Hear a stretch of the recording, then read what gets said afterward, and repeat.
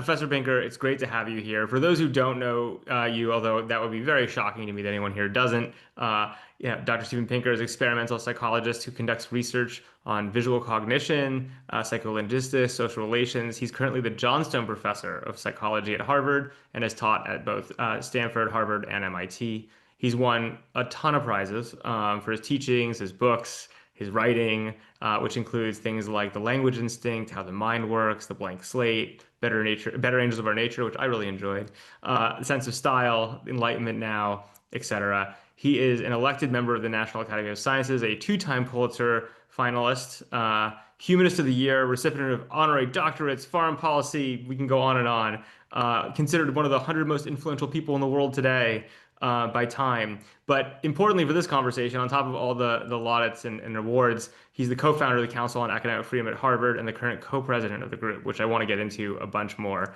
But for now, Dr. Pinker, thanks for joining us. Um, Thank you, Sam.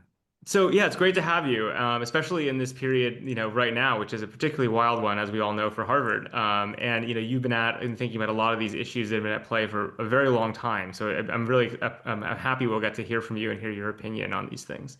I want to start with this New York Times piece that you recently published, which I thought personally was fabulous, and really, I think the best thing I've seen written that kind of puts the moment we're in context of where we're at, and builds on a lot of the stuff you've done before. It's called the Harvard Derangement Syndrome. I bet a lot of people here have read it, but not everyone. If you don't mind, it would be great for you to kind of give us the quick overview for the group here, just to level set of kind of what the central point of what you see playing out at Harvard right now is. Yeah, so the title, of course, is a play on Trump derangement syndrome, Yes. which is what defenders of Donald Trump claim that his critics are afflicted with. And I wrote it because even though I think, a pretty good track record of criticizing Harvard, about 10 years ago, I wrote an article called The Trouble with Harvard for the New Republic. And I co-founded the Council on Academic Freedom and part of our role is being gadflies critics of certain Harvard policies. And so I recognize many of the criticisms of Harvard, which I suspect many people in this group are aware of. But what it has led to is a completely hyperbolic denunciation of Harvard, completely out of touch with reality. It's mistaking some viral anecdotes for daily life in the yard and on the campus with serious consequences, Yeah. namely the Trump administration, although they, of course, have as many would-be authoritarian regimes do, they see civil society institutions as brakes on their power and try to crush them. We've seen this in many authoritarian states, and it's disturbing to think that it could happen here. But they've gone after law firms, they've gone after the media, they've gone after the court system, and they're going after the universities. But we've Yeah. given them, on the one hand, there are systemic flaws at Harvard. On the other hand, it is not a Maoist indoctrination camp. It's not a woke madrasa. It is not a bastion of rampant Jew hatred and anti-Semitism. These are nuts. Mhm. Uh, dipped into my own field of psychology to um, explain the syndrome called splitting, which is a Yeah. syndrome of borderline personality disorder. And that's the syndrome in which probably some of you know people in your life like this. They lurch from seeing someone as an exalted saint to an odious evildoer with nothing in between. And the Yes. thing about Harvard is it does have problems, but Yeah. we should fix them. Yeah. But the attitude that it is a ship of fools, it's a cesspool, it's just out of touch with reality. There's like Nobel Prize winning work going on. There's Yeah. unbelievable students toiling away in the libraries and labs. The Trump administration is trying to, as I put it a little bit melodramatically, cut Harvard's carotid and watch it bleed out. Yeah. Um, but that's not the appropriate remedy for a 350-year-old institution that has 12 schools, 3 campuses, Yeah. 24,000 students, 2,700 professors. There's bound to be bad stuff happening, and it's Yeah. incumbent on us if we want to stay excellent, stay relevant, to identify the flaws and fix them. But that doesn't mean destroying the university as the Trump administration seems hell-bent on doing. So let me ask you, I mean, I want to get into much more nuance about what's happening on campus and kind of, the path forward and things like that. But I do just want to start with a little bit of these questions of psychosis and kind of how people think about these things in such black and white terms. And, on one hand, it's obviously hyperbolic. I have to imagine that almost everyone recognizes, the extremes on the right. I will say an interesting thing I've seen even in the last week is that, extremism transmits through society extremely efficiently, right? Like these are memes that are very easy to transmit. And so right now it feels like we have the meme of Harvard is all bad and must be crushed by any means possible, and all means are fair game to do it, which is, one wing that we're seeing kind of from the federal government. There's also interestingly this interesting feeling of coming together of alums which to defend Harvard on the other side, because it's a very efficient thing to say all the things coming from the government, all things are bad, right? It's just the very efficient message, right? And so I wonder, I have to imagine that most thinking people realize there's nuance in the middle, and that it's one of those things. One of my great fears is the extremism of a lot of what is being pushed on by the federal administration is in some ways burying the actual work that needs to be done at the university, right? And that was always my fear is like, wow, the problem is that actually some of the substance isn't wrong, but the form is so crazy, you're gonna lose everything with it. And we're seeing this like kind of push and pull towards the extreme messages that sell versus the nuance that's necessary. Is that first of all, do you think I'm representing that accurately? And then two, what do you do about that? Yeah, that's I mean, that was the major theme of the Yeah, of my article. yeah, That I don't think we would we'd forfeit all credibility if we said nothing, nothing to see here. Harvard's doing great. There are no problems. Although I think, I think some of my faculty colleagues might want to go with that line. yeah, And Harvard itself, particularly Alan Garber, has been, I think, pretty candid about some of the flaws, and he has changed a number of the policies, some of them yeah, prior to Trump's inauguration, some of them after Trump's inauguration, but things that were genuine problems. And I yeah, think that if we don't concede the problems, yeah, we're going to look deluded. And yeah, what we want the other side to look deluded. yeah. And it is true, though, that there has been probably unprecedented unity among the faculty. It's like that headline, Trump unifies country, and the Exactly. subhead was the country being Canada. Uh, Right. so Trump, Trump has, I think, led to greater unity at Harvard than we've seen in a while. Although there Yeah. is still, we were talking about this beforehand. There still is the differences in terms of whether we should just resist or reform and resist. Yeah, so let's talk about that, like the resist versus the reform and resist. Because, resist, I would argue, sells. Like it's an easy message, right? The resist and reform, again, feels more nuanced and more difficult to pull off to some degree. So I'd love to hear kind of a little bit of your thinking on, from a practical perspective. I think one thing that 1636 and what we try to promote as much as possible is pragmatism, right? And just like what do we actually do to get done versus just yelling, right? And so I'm kind of curious how you see those two things playing out and what the line is to draw kind of for a path forward. Yeah, well, I think Harvard should resist insofar as it's just clearly in the right and Yeah. legally, I think it is. I've read the legal briefs from our Yep. Harvard's team, and they struck me as very. I'm not a lawyer, but they struck me anyway as very well argued. By the way, just in terms of as someone who's interested in style and clarity in prose, that's one of my books was on that topic, and I've often pushed against legalese, corporatese, academies. These briefs are beautifully written with a Yeah. minimum of legalese, and they're well worth reading. And they make what seems to me a convincing case that what the Trump administration is trying to do is just patently illegal. I mean, it's Yeah. unconstitutional and illegal. So Yep. insofar as Harvard's in the right, it should, for its own sake, with payoffs such as the fact that the temporary restraining order meant that our poor students from from Netherlands and from Peru and from Israel don't have to worry about ICE showing up at their door and dragging them away in handcuffs tomorrow. Um, but also, yeah, as another unlikely development is that Harvard has become something of a folk hero. Yes. Uh, when Colbert on Late Night talked about Harvard's initial resistance, he got like wild ovation from the audience. Yeah. That's an unlikely situation Well, for there's Harvard to be in. and But it's just in funny. terms of Yeah, go yeah, ahead. just in terms of uh, civil society organizations standing up for the rule of law against an administration with clear authoritarian tendencies. On the other hand, we also have to be sober and realistic, and it is quite possible that we will win. I mean, identifying myself with Harvard, I have no particular say here, but in terms of legal strategy. But the university could prevail in court all the way up to the Supreme Court and then lose simply because the Supreme Court is the Trump Supreme Court and they tend to side with executive privilege. So we've got to at this pursue the um, well, I mean, there are three parallel tracks. Fight it in court because we're right and because it's someone standing up for the rule of law. And so we Yep. deserve to be a folk hero for just doing that. The other is, we'll win at the lower levels, and who knows what will happen when it goes to the Supreme Court. And but at the third track is we should credibly commit to fixing the real problems in Yeah. order to maintain our own credibility. Yeah.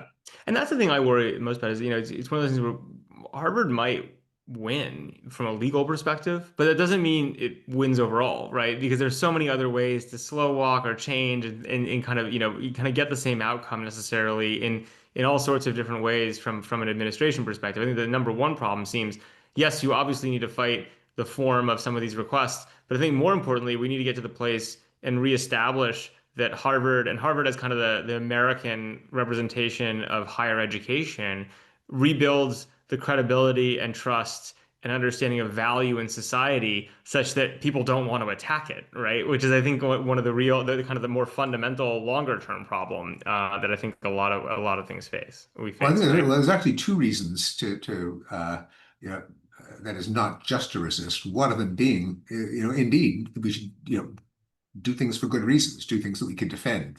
If they're real problems, Yeah, fix the real problems. Don't pretend they don't exist. I think yeah, for far too long, this is kind of the penultimate section of my article said that for too long, Harvard and other universities just tried to, not make waves to placate the students, to try to keep everyone happy, to stay out of the headlines, to do what the administrators and the legal counsel say to do, and look where that got us. yeah, Didn't make anyone happy. That yeah, Harvard should universities in general should articulate their foundational principles, which obviously have to be, veritas, pursuing the truth, passing on knowledge, um, articulating defensible policies and then enforcing them, not just trying to yeah, make trouble go away. It is true that sometimes if the Harvard enforces policy, some students will get mad, but someone's going to get mad no matter what they do. So you may as well yeah, get the right people mad, namely the people who don't understand defensible policies. But the other yeah, reason that we can't just resist is that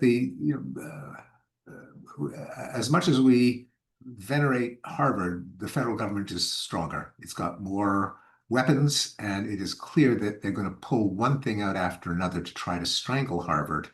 We might win one battle in court, but then they'll pull something else out that can't be challenged in court. They're really out to strangle Harvard, and Well, they are stronger. So I hope there will be back channels of maybe trusted intermediaries that will try to come up with some negotiated solution that will just get us out of their sights.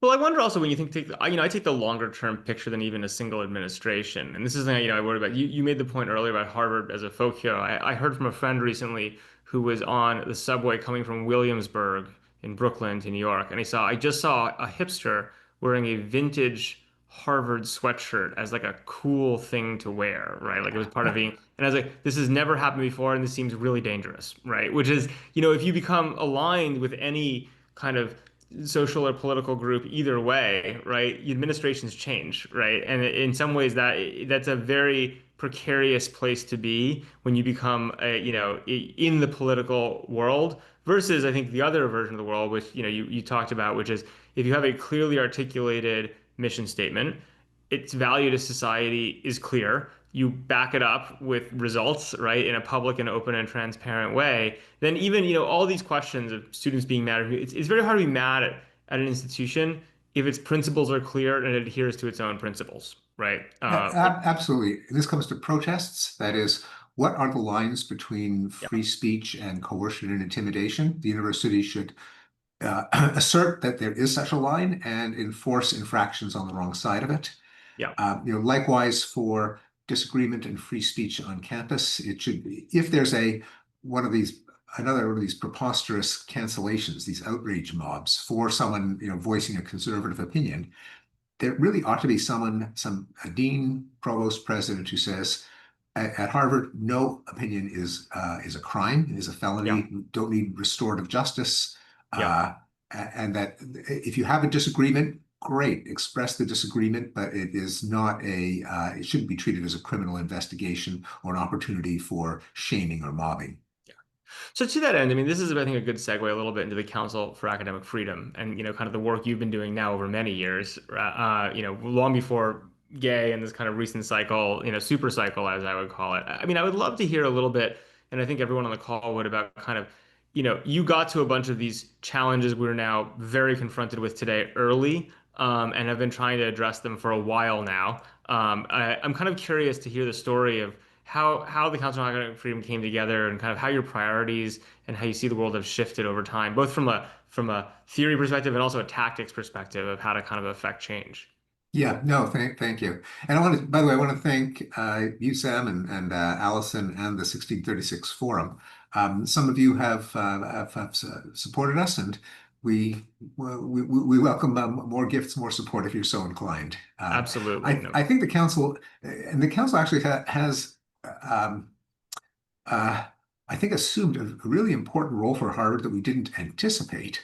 Namely, if Harvard wants to make the case that it is capable of internal reform, that it doesn't need to have Luca Brasi putting a gun to our head and saying your brain's on the contract or your signature, to credibly convince the world that we are capable of changing, I think we do need the organizations like the Council and the 1636 Forum, by the way, another one, because it can't just be from within Harvard. Harvard has to have sanity checks from its alumni, and I'm very grateful for the work that the forum does in that regard. We got to show that we're taking them seriously, that we don't have to be coerced to change. Anyway, we found it probably the last straw.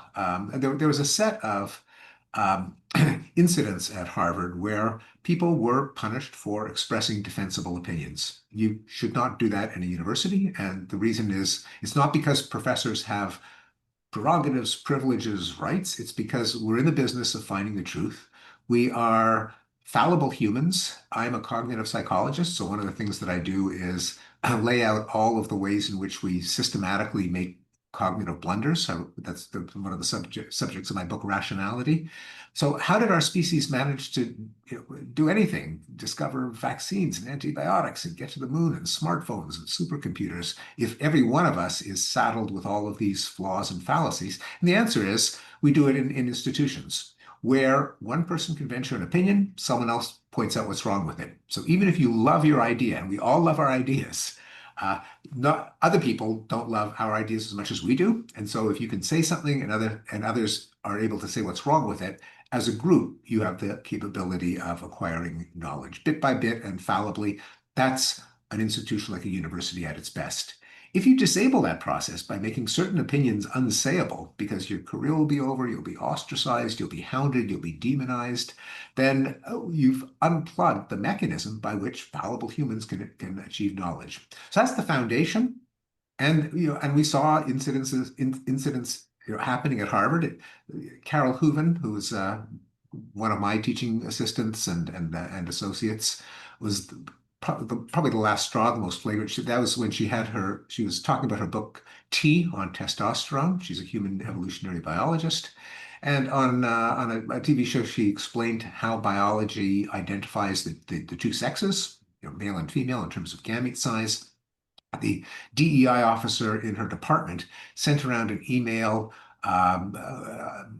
expressing outrage at the transphobic and disgusting statements that she made. This is the statement being there are two sexes, and here's how biologists tell them apart. They urged the community to boycott a public event when she was going to discuss her book. She got pretty much no support from the administration, from the department chair, from the dean. They kind of, some of them piled on, and it was so uncomfortable. She couldn't teach a course because no graduate student would agree to be her teaching fellow, that Hmm. she basically had to leave.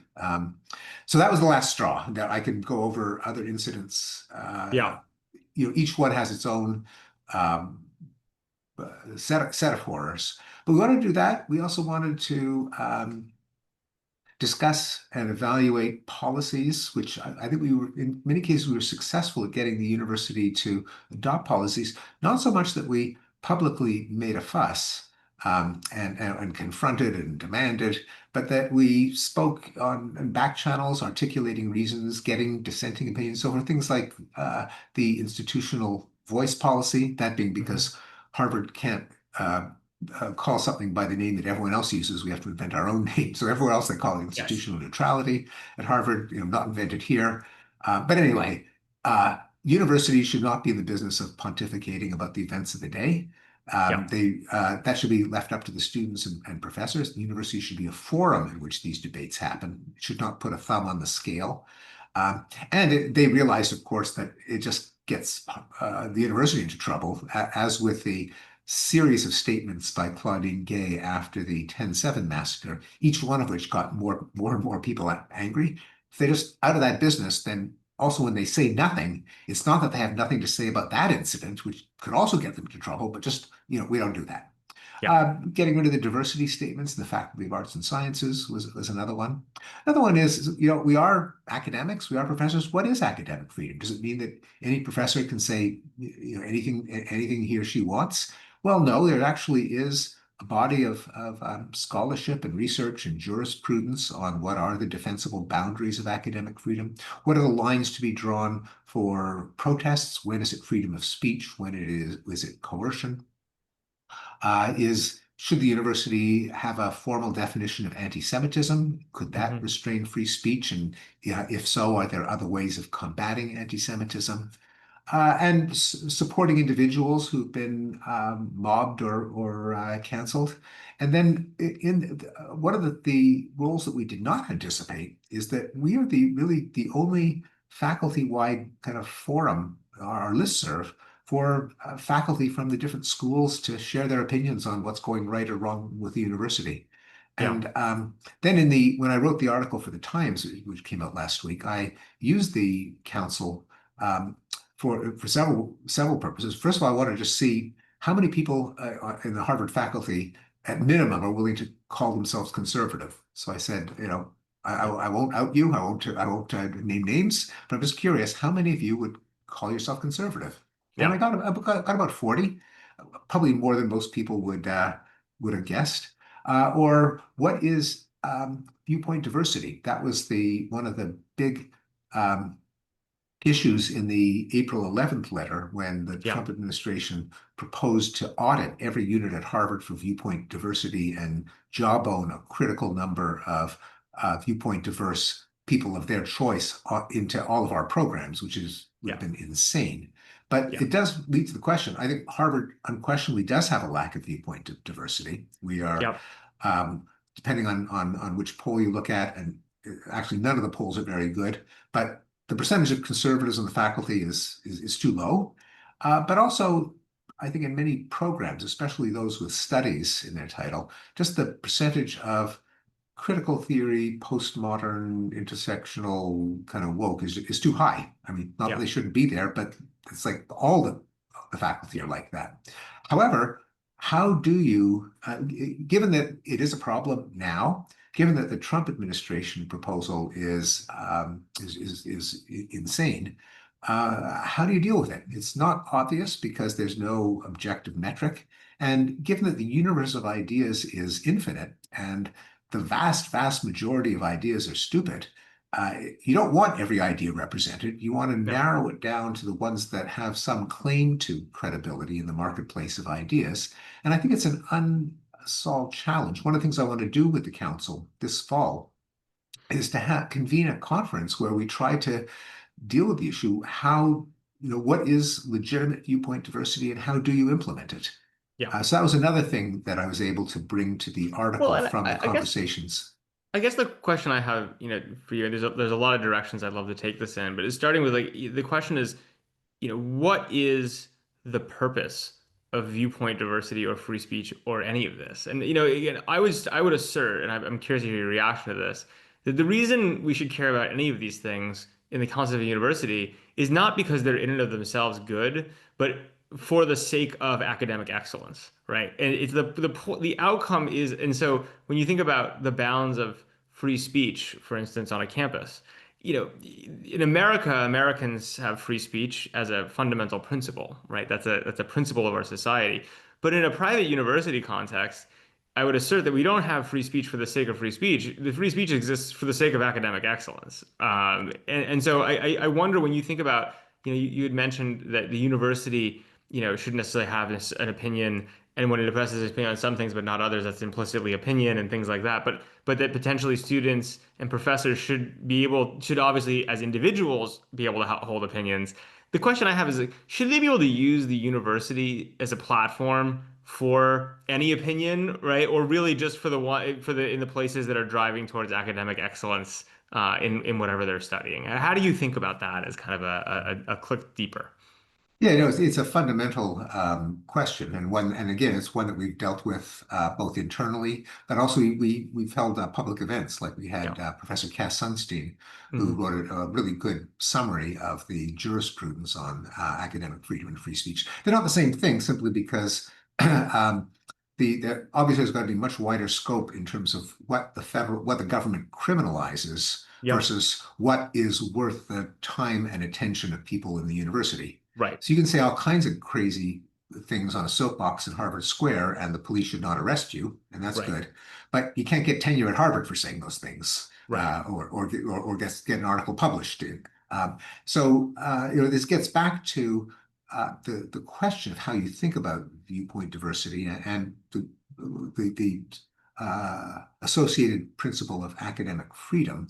And I Yeah. agree with you that it is a means to an end. And the reason that we need it is precisely because we humans are fallible. And we know Yep. both from psychology and history that a lot of people are absolutely certain in ideas that are flat wrong. And, Yep. that's happened over and over again. If they have power, they can uh, criminalize opinions that differ from theirs. And the Yep. Catholic Church did it, and Soviet Union did it, Yep. and the effects were not good. We shouldn't do it. At the Yeah. same time, we have to be able to narrow down the space of ideas to the ones that are worth people's time and attention. Right, right. That makes a lot of sense. So I guess the question for me, I mean, I could again to go in a lot of different directions, but just to go is, you mentioned at one point, the fact that in certain departments or places, you look at kind of the ideas that are being explored, and they've gone far too, intersectional. They've gone very far in one direction. And I just wonder, I mean, I'm curious how you react to this. It feels like there are certain domains that are departments at Harvard where the space has been so thoroughly explored for 100 plus years that in some ways that's all that's left, right? You can only reinterpret Beowulf so many times, right? And you have, and so I guess the question for me is, that in a lot of functions in society, for instance, in for-profit businesses, et cetera, there's a way to kind of evolve rapidly. So if a department no longer makes sense, or you can shut it down, you can repivot the resources, things like that. Universities, people think of Harvard as a single thing. It's not. It's a ton of different schools and a ton of different departments within a school, all sharing a brand, and all sharing kind of a public image, which is very, very powerful. Which is why the federal government cares, and candidly why a lot of people value it, right? And why it's such a hot button issue is it has real cultural currency, in a way that a lot of other places don't. But I wonder, is there like, how do you think about there's the university setting policies at a high level or setting a true north and intention and then delivering against it? Then there's also the question of the pieces in the university. How do you kind of think about refreshing a 350-year-old institution, which necessarily will ultimately end up with certain departments or certain places or certain resources that are misallocated as time goes on? Yeah, yeah, no, it's a great question.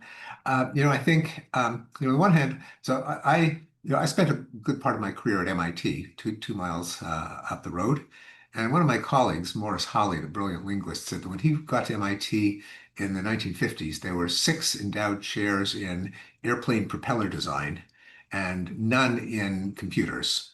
Now, if MIT had just stuck with those endowments forever, it would not be MIT. And MIT Right. does has shut down programs and it's opened new departments much more dynamically than Harvard. Uh, and it's a difficult problem, which doesn't mean that we shouldn't think about it. So I'll just give you an example of why it's difficult. And you mentioned, how much more is there to discover about Beowulf? And I've definitely had that intuition. On the other hand, say the origin of the Indo-European languages. It's been discussed since the 18th century when William Jones discovered that Sanskrit conjugations looked a lot like Latin and Greek and Russian and English. But just last year, a paper came out by my colleague David Reich, and how did he, and he kind of solved it. How did he solve it? By taking a dentist drill to fossil hominid bones, extracting the DNA of from thousands of skeletons, and with that completely unexpected source, solved a problem that had perplexed archaeologists and linguists for centuries. So you don't want to say, well, there's nothing more to discover about the Indo-European languages. In that case, there really was. But it did Yeah. require the, obviously required the creativity by David and his colleagues. And it Hmm. also requires an administrator that when it comes to raising funds for new faculty lines, when it comes to possibly shutting down departments, I don't think Harvard does that. MIT does, but Harvard should think about it. Um, Someone who is intellectually omnivorous, who's advised by people who have the perspective to look at fields, who are sensitive to what are the new developments. Now, even by the way, talking the way I'm talking now, this is just second nature to anyone in the sciences. That's just how Yeah. they talk. This will give hives to many people in the humanities because there is a conviction there that some questions are, age old, that there isn't any such thing as progress in the humanities, that every age has to reinterpret its cultural legacy. Uh, I- you know, I recognize there's some truth to that as well. As in the case of Indo-European languages, but there's got to be some greater dynamism than we have seen. And Harvard does have, and I'll confess this, we're among grown-ups, but I think Harvard has real pockets of mediocrity Yeah. in some of the fields that I'm familiar with, partly because of an unwillingness to, not you don't want to be trendy, you don't have your finger in the wind, but still knowledge is not static. There are new opportunities. I don't think Harvard does it as much as it should. Yeah. And I guess to that end, I mean, people ultimately, people are just people trying to do their best in most cases, but they are ruled by incentives, right? And I think, one thing I think a lot about is like in the sciences, or the incentives in some ways are clearer, sometimes, or like they're closer to, at least I think is what I'm used to in like the for-profit world. Like you can kind of model out incentive sets. You know, I do wonder when you think about the different components of a university. You have the tenured faculty, you have junior faculty, you have administrators, you have the humanities versus the sciences, you have the students, who want to graduate. You think about those balls of incentives. You know, how do you think about the incentives, for instance, of administrators in some of these departments, and how they think about their jobs and their world based on the inputs they're given and their kind of goals that are set for them? And how much does that play into, I think, a lot how this plays out? Oh, what a great question. And in political science, sometimes known as the or in economics public choice theory, the Yeah. principal agent problem. Anyway, what are the incentives facing people in an organization? They aren't necessarily the same as the professed aims of the organization as a whole. And I think it needs much more attention in the context of universities than it's been given, and particularly given that one of the salient problems with universities is the absolute explosion of the number of administrators. Not DEI, but not just DEI. And here again, it does help to have contrasting experiences at different elite universities. And the fact that I spent 21 years at MIT before 22 years at Harvard, it gives me a sense of the different culture. That at MIT, when I wanted to get something done, I'd meet an administrator. They'd kind of think, okay, let me think about how we can get you to do what you want to do, hire who you want, get the equipment you want, the grant you want. The rules make that hard, but I bet we can think of a way around the rules. At Harvard, the administrator would say, can't do it. What do you mean you can't do it? I mean, this is something that obviously should be done. It's going to help students. It's going to help, research. It's going to be free money. They say, no, can't. Here's the rule. It says you can't do it. And so clearly, they thought their mission was to enforce rules, to not get into trouble. They didn't see their ultimate goal as as maximizing research and teaching. And so they were not aligned with the faculty, not aligned with the whole institution in terms of why do we have the institution? And, What are and we let me, all let doing? me push you a little bit on that because I think it's a fascinating insight and an important one. Is like, what are they? Is the incentive to protect the brand of Harvard? Is the incentive to get promoted? Like what? Like I'm curious if you have kind of a mental model because in the end of the day, it's like, what if you have a true north, which is academic excellence, and you truly were organized around that and measured around that, and everyone was kind of incentivized in that set, you can make mistakes, you can have issues, you can have problems you have to solve. That's obviously going to happen. But you would assume that the administrators would fundamentally say, well, if the professors are developing the academic excellence, right, then our job is to support that. There clearly is an alternative incentive structure that, for whatever reason, has evolved, at least in some of these pockets. Yeah, and it's an interesting question how an institution develops a culture in which, as with MIT, the administrators feel they're part of a team of teaching and research, and at Harvard, where the administrators feel they're part of this HR apparatus. It could be they could be working for any corporation or any government agency, and they probably see their incentive structure as don't screw up, don't don't lead to some federal audit where you could be at fault. What gets you promoted within the bureaucracy, especially as the bureaucracy has multiplied in size, and Yeah. it's kind of opaque to me. But it's something that the university should attend to, just because particularly because some of the more outrageous things that have made Harvard a target, the expansion of DEI, setting students against each other on the basis of race, probably encouraging some of the anti-Semitism. In that, I don't know this for a fact, but I get a sense that when our students come in the door and they're oriented, especially the students in minority groups, are kind of told that they are all part of the oppressed, and that they're what makes life worth meaningful is to struggle against the oppressor. They kind of see, Jews and whites as the oppressor, and nothing that they have been told disabuses them of that mindset. I don't think any professor, I don't think any dean made that part of the orientation, but I do think that some of our DEI administrators do that simply because they import it, laterally from all the other institutions, and they get hired laterally. Even at MIT, there's another discovery I made. MIT is you'd think it would be a much less woke, being so technologically oriented and less politically correct. And it isn't really, the reason being that the administrators don't get kind of trained at MIT and then promoted up through the ranks. They get hired sideways from, Oberlin and Mount Holyoke and Duke and so on, and they're their own autonomous culture.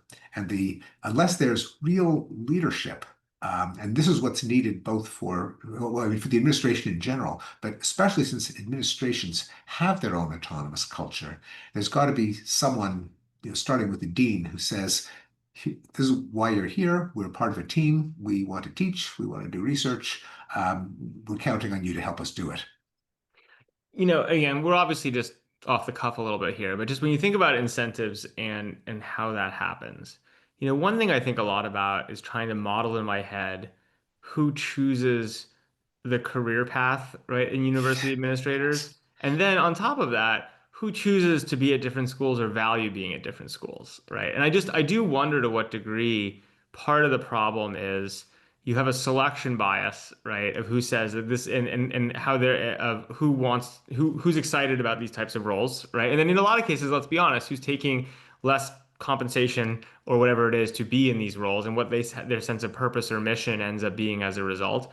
And then two, I do think, again, Harvard's brand, just like, the woke, the hipster, coming in for Brooklyn with the cool Harvard sweatshirt, it is such a large brand. On one hand, that's wonderful for attracting the best of the best.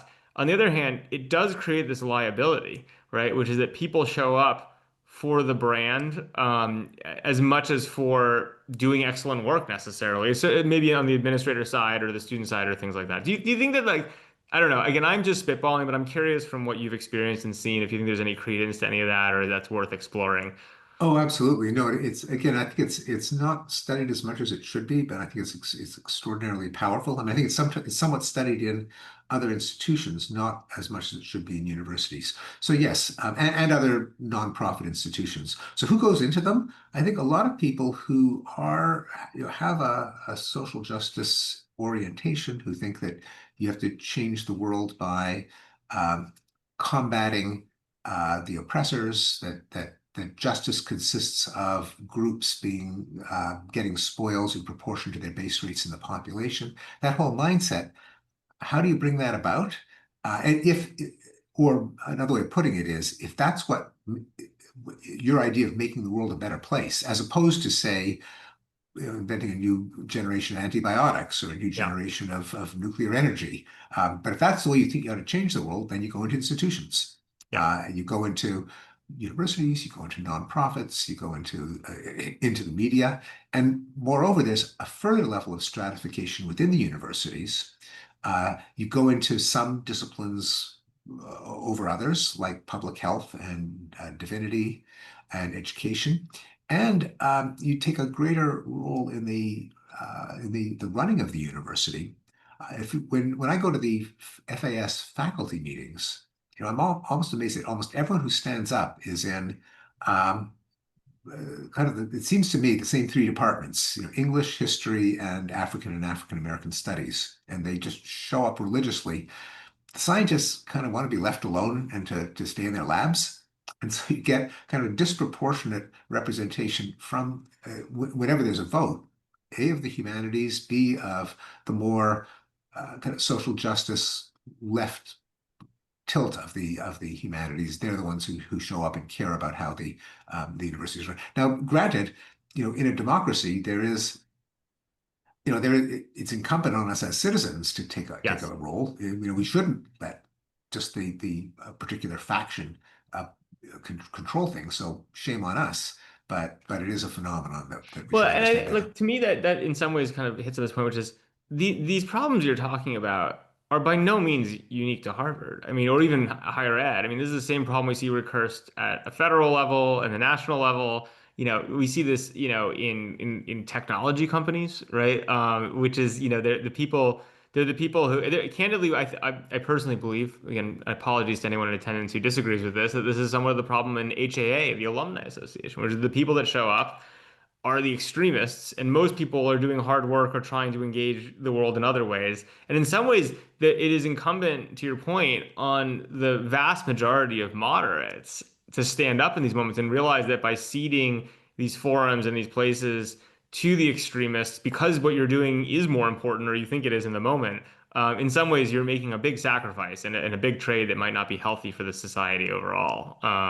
Is a really big challenge in a lot of ways. No, I agree with that. And also I agree that Harvard, we love attention, we love being special, but we're not that special. And just about anything you could say about Harvard, it's lack of viewpoint diversity, it's Yeah, suppression of heterodox opinions. It's the same at every university. yeah, And it's even worse at many of the nonprofits like the ACLU and Planned Parenthood and yeah, Penn Writers Association, at publications like Scientific American and Nature yeah, Human Behavior.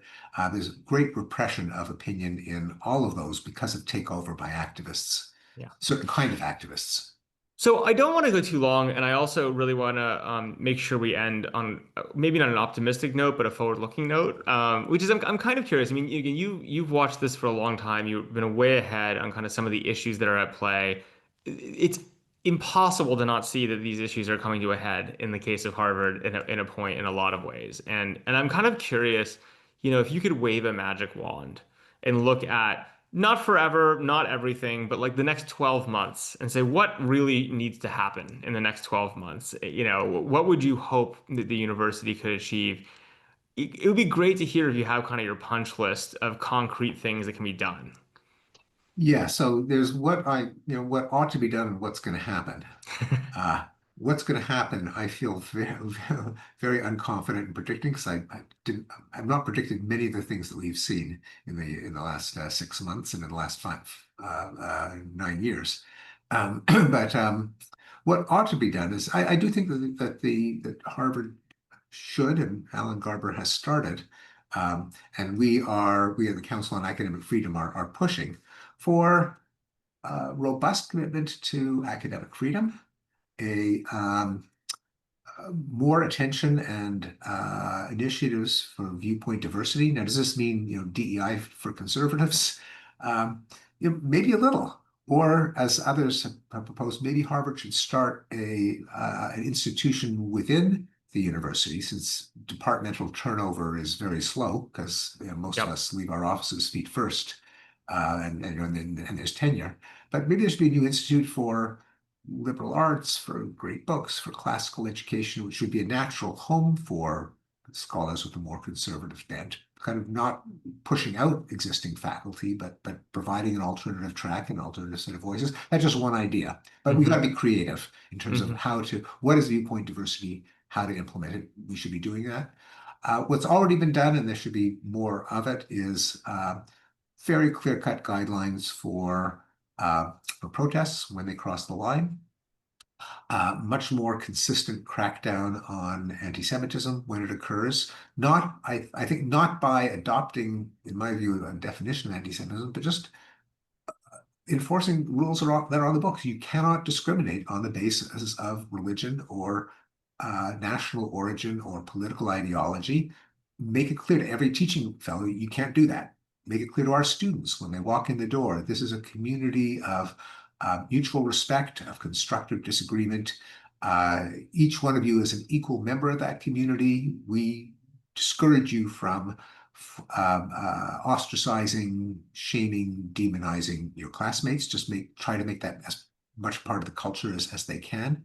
Disempower DEI. I don't think that every DEI officer should be fired, because the thing that I just said, 10 seconds ago is a legitimate mission for DEI in the original sense, but don't hand them the keys. They need to be put under civilian control. Uh, and Anyway, I think we need to do that to credibly signal to the world that we're doing that. I think more tactically, here I'm a bit out of my depth, but I think Harvard needs to open up a back channel with trusted intermediaries to try to give the administration some kind of symbolic win, so that they don't just use every weapon that the federal government has to try to cripple Harvard, because there are a lot of weapons, and Yeah. we can't fight them all off. Uh, I think that all makes sense. I guess like even going a step further, are there things the university could do to re-clarify that the true north is just academic excellence? I would hope so. And there is some confusion, including among, some of my colleagues, that more so probably at other universities, that many people think the purpose of a university is to pursue social justice. Yeah. Now, and some universities have actually incorporated that into their mission statement. I Yeah. know that for a fact because the New York Times fact checkers would not let me say that mission of the university is to pursue and transmit knowledge. They say, well, that's not true of all universities by their own mission statements. So we put in paramount. Anyway, I think that's wrong for a number of reasons. One is we don't have the expertise. We universities, society didn't give us that mandate, Yeah. and so I think it's just arrogant, and it is bound to alienate the population, and it's inappropriate simply because what social justice consists of is something that a university is there to debate. The university can't pursue it if reasonable people disagree as to what it is. John Haidt wrote a beautiful essay a few years ago identifying this as possibly the root cause, that many people at universities are just confused as to what the university is. He noted that it can't have the telos, is the fancy schmancy word, of social justice and pursuing truth. Yeah. They actually are incompatible. Well, yeah, and I mean, I obviously couldn't agree with that more. I think this is probably one of the fundamental flaws I've seen in so many organizations. And I coming from the for-profit world, it's one of the, I think things that in some ways I've learned to appreciate even more in the for-profit world is clarity of purpose. If you have if you have clarity of purpose and it is academic excellence, so many of the questions become quite easy to resolve, right? You're not going to get the answers right all the time, but at least you have like a single framework that you're after. Whereas there are places, if you're saying it's about social justice and this and that, or you get confused about what the mission is, then all of a sudden you can't have productive debate anymore, right? Because the question becomes how do you relatively weigh these things, especially when they're in contest with each other, which they very frequently can be. So to me, I think it's interesting because a lot, the reality is to move the university forward, at least from what I've seen and studied. And again, I defer to you as someone who knows far more. There's so many specific issues to resolve. It isn't one sweep of the pen. There is no one sweep of the pen that fixes Harvard at all. But interestingly, I do think from a popular narrative perspective, which does matter, right? This is what narratives matter of, the federal government and, their approach versus, a reactionary Harvard, et cetera. Big picture moments that are memeable or repeatable really do matter. And I do wonder if one of the key paths forward is an ability to unequivocally and in no fine, with no fine print, reassert directly that the point of the university is academic excellence with a full stop, and how that would kind of ripple through a lot of these kind of questions we've been talking about, and also be something that candidly can be memeable and repeatable, and people can stand. And by the way, some people might not stand behind, and those people should probably leave then. If this is no, if that's if they if they had a different conception, and you kind of set up that framework in a much more black and white way.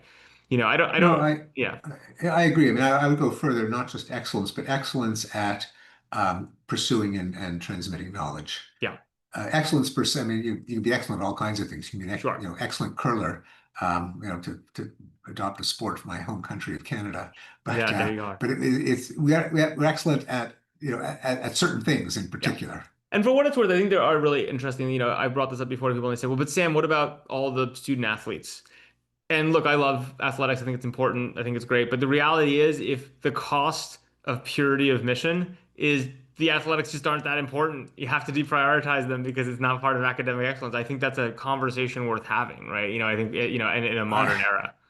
I couldn't agree more. It's amazing that we've never had that conversation at Harvard. No one that I know of. It's just take this strikes to our admissions, a whole other topic, and there are probably people listening in here who have very strong opinions on it. It isn't clear to me, and here I'm being a little bit naughty, and I'm willing to be challenged. It's not clear that we should be selecting so many, bassoon players and lacrosse players to an institution that has these fantastically expensive labs and libraries and star faculty. Why are we, why is athletics so important in getting into Yeah. Harvard? But And for what anyway, it's worth, I I've think, probably lost all, whatever goodwill I may have accumulated no, no, to some of as these have I, people. and I'll just say to the people on, like, I say this as someone who was an athlete and like did all these things, but I will say I think this is the interesting moment of our time is, if nothing else, it feels like the institution's been around for hundreds of years. We're in a moment where the world has dramatically changed, and I think one of the things about the world dramatically changing is it's gotten more precise and in a lot of ways more faster in so many ways that imprecision is just extremely hard to maintain. So you could argue that for the last 150 years, you could be about academic excellence, but also care about sports and also care about social justice. And you could have like a far more, you could kind of have a portfolio, so to speak, and it would all basically be fine. But as the world gets more aggressive and faster and bigger and all of these things, you do kind of get forced to say, well, we have to define who we are. And this might be one of those key moments. I mean, there's one version of the world, which is you have to weather the storm and Harvard stays Harvard. And the other version is you say, no, we actually have to understand this moment for what it is, which is a moment that the world has changed. Harvard's gotten a little bit behind the eight ball on that change. And there is a productive path forward, but it might be one that does radically change what the undergraduate population looks like, how you think about some of these things at a much deeper level. No, I couldn't agree more. I mean, and as someone once said, Harvard thinks of itself as the Cadillac of universities, but Cadillac isn't the Cadillac of cars. No, Uh, that's a great line. That's a yeah. great line. I like that. Well, that's a good one to end on.